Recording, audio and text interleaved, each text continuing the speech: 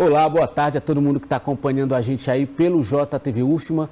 Hoje, o nosso convidado do Sala de Entrevista é o pesquisador e professor doutor Márcio Carneiro, que é do Departamento de Comunicação na área de jornalismo em redes digitais e também coordenador do LabCom, o Laboratório de Convergência de Mídias. Atualmente, ele também coordena o programa de mestrado em comunicação, mestrado profissional aqui da UFMA.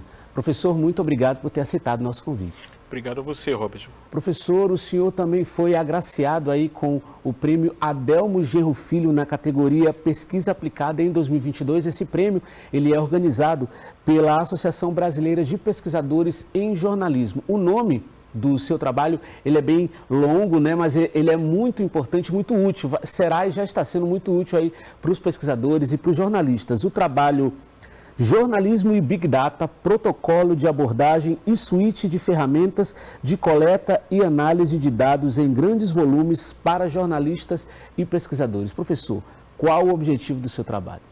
Bom, pesquisa aplicada é aquela pesquisa, né, onde você está procurando resolver problemas, né, e ajudar determinado tipo de pessoas com a sua solução, né? Então, assim, qual é a situação hoje que jornalistas e pesquisadores, né, apesar de serem atividades diferentes, têm em comum, né? Eles têm que lidar com volumes cada vez maiores de dados, né? O jornalista, quando tem que ir a um portal de transparência para, por exemplo, pegar dados, né, ou até escrever histórias, né, sobre governo e tal, precisa desses dados. O cara que está na assessoria de comunicação, que está lidando com relatórios de analytics, né, e tal. O pesquisador da comunicação, da área de ciências sociais, que quer, por exemplo, entender determinado fenômeno social através das plataformas de mídias sociais, que é um excelente caminho, né, para você entender. Então, todos eles têm esses objetos, né, que estão no ambiente digital, mas às vezes não tem o treinamento adequado para lidar com volumes de dados, né, com quantidades de dados muito grandes ou com massas de texto muito grandes, né? Então você vai, eu quero estudar alguma coisa que virou trend no Twitter. Então eu estou falando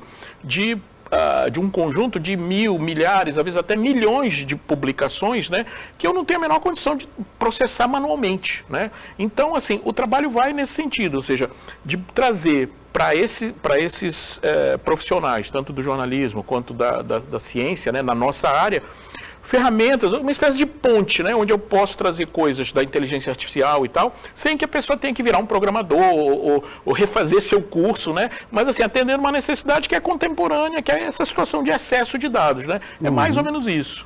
E como é que foi esse processo de construção do seu trabalho? Porque o senhor trabalha constantemente, né? Então, assim, algumas coisas elas vão mudando e o senhor está sempre observando nessas mudanças. Como é que foi o processo de construção desse trabalho que trouxe aí esse prêmio para o senhor? Bom, esse trabalho é um trabalho que ainda está em andamento, né? Ele foi, inclusive, agora contemplado com o edital Universal 22 da FAPEMA, né? Então ele ainda tem mais 2 anos agora com esse financiamento FAPEMA, tá? Mas, assim, já há um bom tempo, eu sempre digo assim, eu sou um programador, eu sou jornalista, né?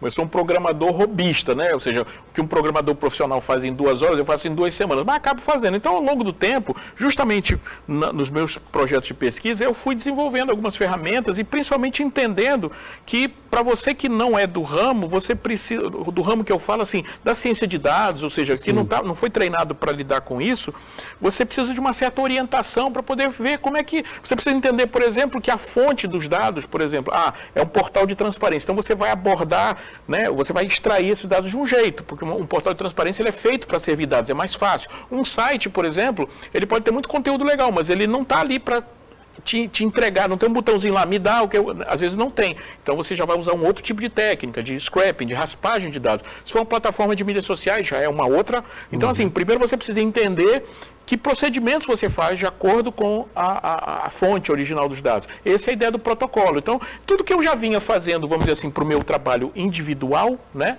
Eu agora estou organizando para dar uma utilização mais ampla, tá? De um jeito mais fácil, sem que você tenha que virar programador ou especialista, né? Justamente pensando nesse público, né? Que é o público de onde eu venho, né? Que são jornalistas, pesquisadores, etc. E é importante porque o jornalismo é uma ciência social aplicada. E geralmente a gente tem essa ideia de que as áreas humanas e áreas sociais não mexem muito com dados, com estatística. E esse seu trabalho, na verdade, o jornalismo é baseado em dados, né? Estatísticas, probabilidades, tudo mais. A gente entende que hoje, né, é muito complicado você estar na área do jornalismo, ou você ser um pesquisador da comunicação, sem ter um mínimo de literacia, vamos dizer assim, um mínimo de capacidade de lidar com dados. Porque, como eu falei, né, por isso que o trabalho cita Big Data, porque Big Data normalmente é um conceito guarda-chuva muito grande, mas que é associado a essas situações de volume, velocidade e variedade de produção de dados. É o que a gente tem no nosso ambiente digital, na internet, nas redes sociais. Né? É um volume muito grande que impossibilita tratar isso do jeito que se tratava antigamente. Né? Você pode até pegar uma amostra pequena,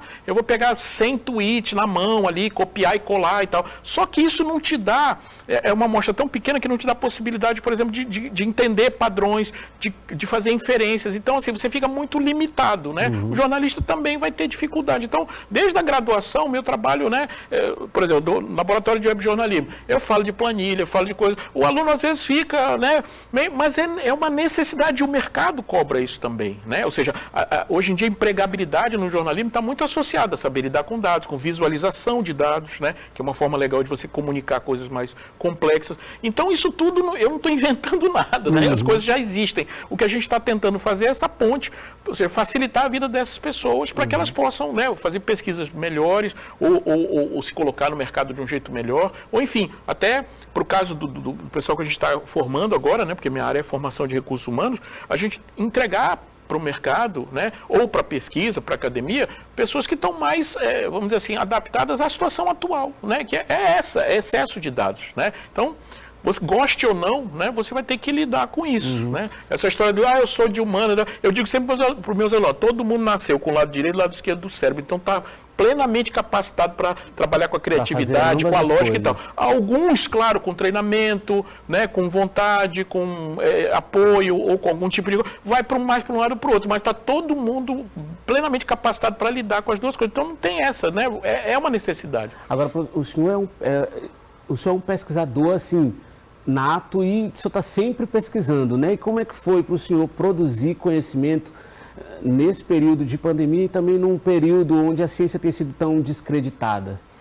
Eu acho que é na hora da dificuldade que você se levanta e você mostra o que você pode fazer e principalmente, por isso que é tão importante para mim não o prêmio, mas a categoria da pesquisa aplicada, porque a gente sabe que na nossa área, pesquisa aplicada é nicho, né? Pesquisa aplicada causa estranhamento, às vezes até entre pares, entre colegas, né? Você fala de coisas que o cara, né, o teu amigo não entende, o teu colega de trabalho às vezes não entende. Então, é uma categoria, né? No caso da SBPJ, ela criou essa categoria 4 anos atrás, então eu entendo como já uma atitude assim até de vanguarda dela criar isso, porque você criando, você fomenta, né? Eu estou aqui falando de pesquisa aplicada, né? Outras pessoas também que ganharam, que vão participar estão falando, e com isso a gente vai tentando expandir, porque, como você falou, num ambiente onde a ciência é desacreditada, então a pesquisa aplicada, ela vamos dizer assim, ela deixa mais visível o seu valor, porque ela está ligada a problemas, né? Acabei de citar qual é o problema, e ela está ligada à construção de soluções, não precisa ser coisa do zero, você pode reconfigurar, melhorar alguma coisa que já existe, né? É óbvio, né? Mas também é orientada à inovação e também, assim, a gerar impacto social, a gerar benefício para alguém. Esse alguém pode ser um segmento, uma categoria, pode ser pessoa física, jurídica, não interessa, mas assim, as coisas da pesquisa aplicada são mais claras. Eu tenho um problema, eu vou tentar resolver ou melhorar e isso vai ajudar beneficiários em potencial. Então, assim, é mais visível. Então, nessa hora de descrédito, acho que a pesquisa aplicada pode ajudar muitas pessoas a entenderem que pesquisa e ciência são muito importantes. Exatamente. Fica o recado para todo mundo. Professor, muito obrigado por ter aceitado o nosso convite. Eu que agradeço. Parabéns aí pelo prêmio e que o senhor continue trabalhando mais, que venham mais trabalhos e mais prêmios também para a gente.